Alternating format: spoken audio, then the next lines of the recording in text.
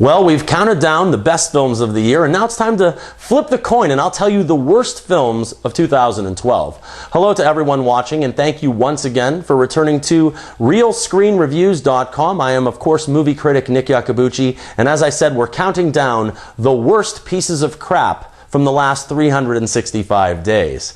Well, I'm just going to get right into it, and I'm going to let you know that I have 10 worst films of the year picked out, but I actually only came up with 6 honorable mentions in addition to those. This is very surprising because in years past I've had as many as 30 movies to sort through when it came to the worst films of the year. Who knows, maybe Hollywood's on a good trend and they'll continue this through 2013. Now, without further ado, the honorable mentions of the worst films of 2012, and mind you, these are in no particular order. The first one is Man on a Ledge. Sam Worthington equaling worthlessness, not even remotely believable, not even remotely entertaining. Lockout, a blatant ripoff of Escape from New York and more of a disappointment than anything else. Piranha 3DD, 3DD, whatever, need I say more, whatever. We all know that's one of the worst films of the year. Ice Age, Continental Drift, if they make any more of these movies, they're going to take place in the present. Then the movie The Words, a movie that wanted to be smart, wanted to be artsy, wanted to be good, and wanted to tell me that it was all of these things when anyone with a brain could easily see that it had none of these qualities. Finally, Alex Cross, a dismal and failed attempt to both reinvent the Morgan Freeman franchise and successfully cross over Tyler Perry into the mainstream. That does it for my honorable mentions for 2012's wastes of time and money, and getting right to it, we will start with number 10, Ghost Rider: Spirit of Vengeance.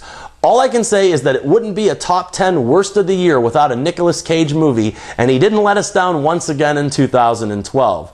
I actually think that every movie that he made after this went straight to DVD, and as of this moment, he might not be on any more top 10 worst lists, and that's because he might not be in a movie that has a theatrical release going forward outside of The Expendables 3. I never thought of the original Ghost Rider of being very good anyway, and unfortunately this film wasn't any better than that. The special effects were good, but the acting was terrible and the story was even worse. Ghost Rider: Spirit of Vengeance, the 10th worst film of 2012. My pick as the number 9 worst film of 2012 goes to the pathetic would-be horror film known as The Apparition. This entire movie is like 80 minutes long, and after like the first 10 minutes, you just want to get up and ask for your money back. This movie is dumb. And when I say dumb, I mean the actual intelligence of the lead characters is very much lacking. There's a scene in the movie where the main character is trying to keep the ghosts or whatever out, and she starts hammering the door closed. She frantically hammers about 30 or 40 nails into the door frame, which for one wouldn't keep ghosts out, but more importantly, it wouldn't keep people out either because they could still just open the door and walk right through it. One of the worst films of any year or genre, The Apparition, the 9th worst film of 2012. This takes us to number 8, and that would be The Cold Light of Day. This film is a wannabe Jason Bourne thriller, but unfortunately is a boring POS that never gets out of the starting gate. Stone-faced Henry Cavill better show us something as the Man of Steel, because in this movie he was the man of wooden facial expressions and emotionless screen time. The movie was poorly lit. It was sometimes shot out of focus. And when the only good thing you can say about it is that the background of Barcelona looks good, well then I would say that you should stay away from The Cold Light of Day. Without question, one of the worst films of the year, and on my list at number 8.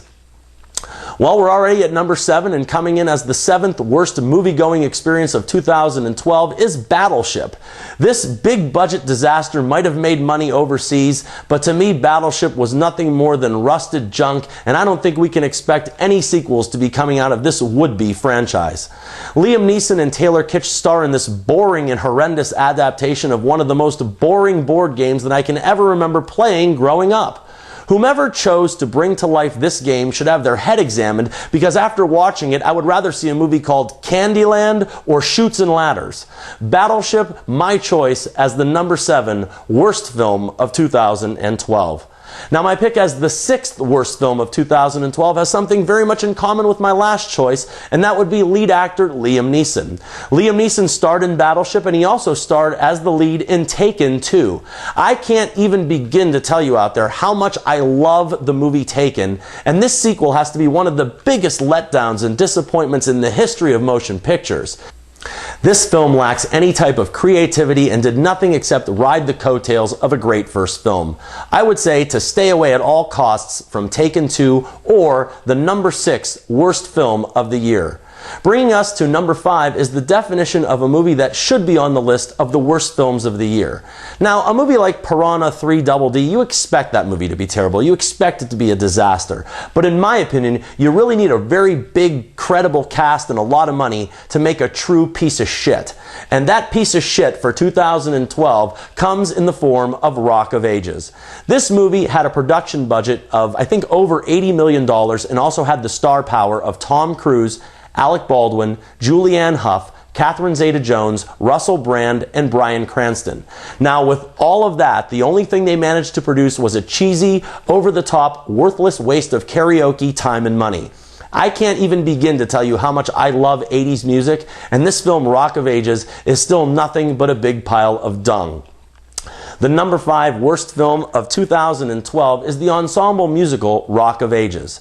The number 4 worst movie experience of 2012 goes to Katherine Heigl and her adaptation of the Janet Ivanovich heroine Stephanie Plum, and that film is called One for the Money. It opened way back in January, and people were probably still trying to forget it. This is technically one of the worst cinematic films to be released in 2012, and once again, Katherine Heigl is managing to show up on my top 10 worst of the year. Killers with her and Ashton Kutcher was my number 1 choice as the worst film of whatever year that came out, and once again, she has contributed to one of the worst films to be put out in the entire fiscal year. This film is dreadful at best and fails as a romantic comedy, it fails as an action movie, it fails as a detective story, and most of all, it fails as a cinematic experience. One for the Money was about as entertaining as a colonoscopy, and I beg you to stay away from what I deem the number 4 worst film of 2012, Katherine Heigl's One for the Money. Okay, this brings us into our top 3 of the worst films of the year, and coming in at number 3 is the military action drama Act of Valor. This entire movie was produced by the United States Navy and is essentially nothing more than a cheap film of propaganda. They used real active duty Navy SEALs to star in this film, and I can't think of a worse decision made in 2012. The acting is so substandard and below average that it's hard to even take the movie seriously. If we had a real conflict going on overseas, would we send actors over there to go and fight? You know, like, how about Michael Biehn and Charlie Sheen? You know, I mean, if he's not under house arrest, they were in the film Navy SEALs, so they should be all right to go over there and fight, right?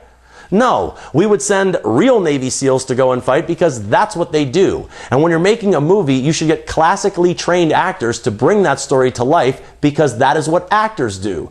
The action scenes in the film are pretty decent, but other than that, this is just one gigantic waste of time and money. Nick's pick as the 3rd worst film of 2012 is the U.S. Navy drama Act of Valor. Now, when I saw the number 2 worst film of 2012 back in April, I thought that no movie would ever surpass this one, but I was wrong. The 2nd worst film of 2012 goes to Project X.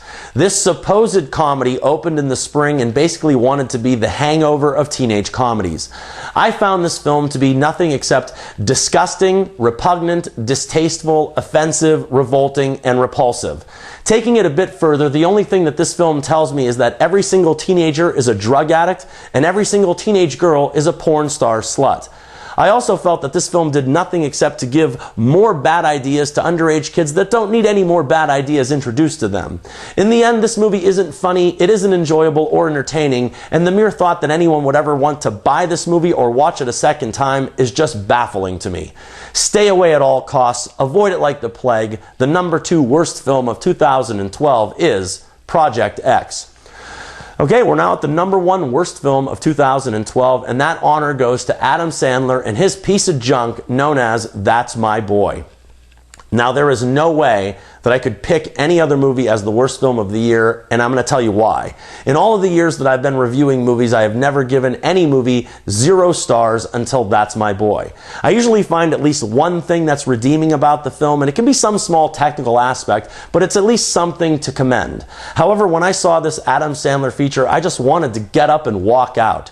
You know, people always think that it's a great job to be a movie critic, but when you have to sit through 2 hours of agonizing torture like this, well, You really wish you could be doing something else a bit more fun, you know, like digging a grave, embalming a dead body. Well, you get the picture. I can't think of one thing redeeming about this entire cinematic experience. Do yourself a favor and never watch the movie That's My Boy, even if it comes on free TV. Nick's pick as the worst film of 2012 is the Adam Sandler, Andy Samberg comedy, That's My Boy. I hope you've enjoyed this recap of my picks as the top 10 worst movies of 2012. As always, any and all comments are welcomed and appreciated below, and please feel free to let me know that if you agree or disagree with me. If you've enjoyed this review, please click like and give me a thumbs up, or subscribe to Real Screen Reviews if you have not yet already. I'm sure that I'll be returning soon enough with more movie and trailer reviews, and until next time, this is Nick Iacobucci saying, remember people, I'm not always right, but only when it comes to the movies, and thank you for your attention.